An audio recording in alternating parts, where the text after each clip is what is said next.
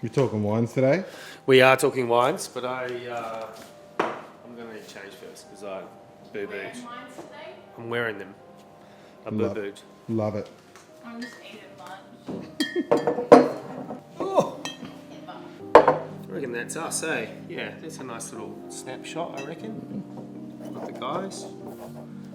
I guess we're kind of wanting to have a conversation around like wine ethos, wine list ethos, where we want to put a spotlight on that list and who we want to focus on. Nathan and I have been talking about this space over and over and over about being like a hub to showcase the good things that are happening in our industry across the board. So whether it be the ceramicist, whether it be cutlery or a producer or a supplier, and the wine list is really an amazing opportunity to do that same thing, you know? So we've had a conversation around trying to create some level of stability or structure to the wine list so that on our standard list, at least having around 80% Australian, 20% European, and then flipping to the reserve stock list where we can really invest in some of those prominent overseas winemakers that people like know and love, and 80% focus on European, 20% focus on Australian. But in that same breath, we really want to showcase up and coming young winemakers or pioneers of the industry that have done things that have kind of set a tone for Australian winemaking, whether it be like bringing in grape varietals from overseas or the way that they've treated a grape through process like amphora or aging, and kind of putting a spotlight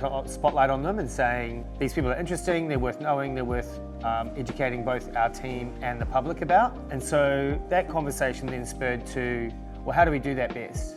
And if people don't know what to look for in a wine list, which happens quite a lot and happens to me regularly when I go somewhere and there's so many wines I still don't know. Still, every wine for me is a constant learning and evolving part of the industry, and there's people that spend their entire lives focusing on it. And then there's people like me that's just a part of what we do that I love, but it's not everything I do. So the best way to do that was to kind of have like a Friends of Residence focus or showcase once a month. So for that calendar month, we will give a spotlight or put a spotlight on a producer or a winemaker, and there will be maybe 2, 3, 4 glasses of wine that we'll be serving by the glass in addition to our standard wines by the glass list. That will be a little expose into what they do.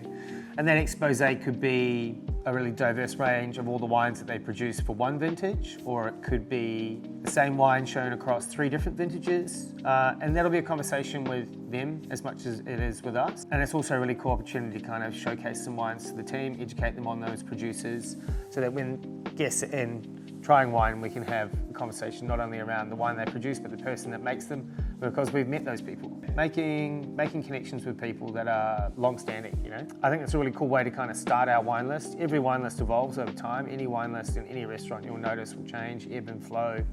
There's a seasonality, there's an availability issue. So you just kind of work within those parameters, but I think having this as a core element, and then trying to pick winemakers for the season. So if it's a winemaker that's famous for making like crisp, fresh, bright white wine, then it's a perfect person to have on our calendar in summer.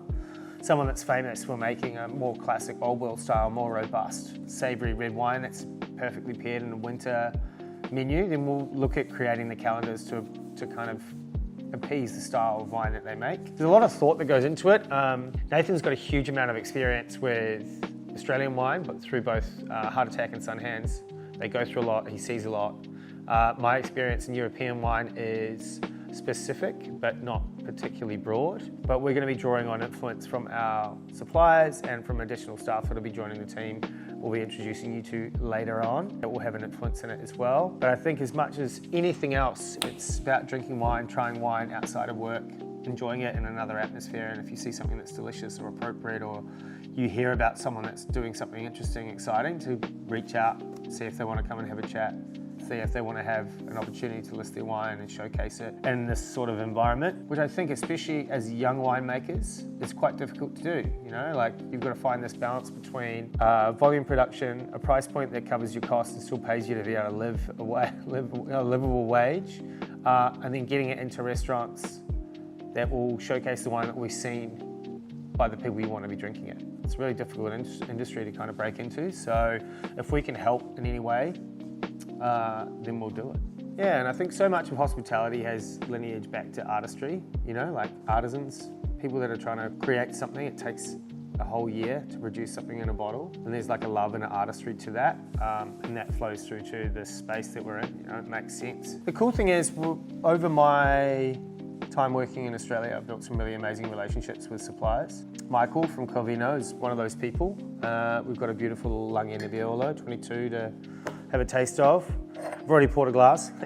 Yeah, Michael's just one of those beautiful souls in our industry that you gravitate towards. He's like a kind, caring human being that you want to support their endeavours, and he wants to do the same to us. So we're really lucky to have people like him in our industry. I'm no savant, man. I'm not going to start spitting lyrical about what the wine tastes like, but go on, give it a crack. Show them what you've got. Nebbiolo for me is like the coined phrase. It's like tar and roses. It's like a classic Neb. It's a wine that's got like a medium weight, traditionally medium acid, medium tannin, so it kind of fits the bill for a lot of eating and drinking. All depends on where it's from and who makes it, of course. This has got like a really bright, fresh acidity to it. It's really, really easy drinking, delicious. The sort of wine I don't think needs food. You know, you could pull cork on this with a friend and drink it quite comfortably between the two of you before you even thought about food, which has its place on our list as well, you know. The next couple of weeks are going to be really interesting and exciting. Nathan and I have tried a lot of wine already, and every time you think you've got things boxed off and you kind of know where you're at, you'll meet with somebody else and they'll show you something else.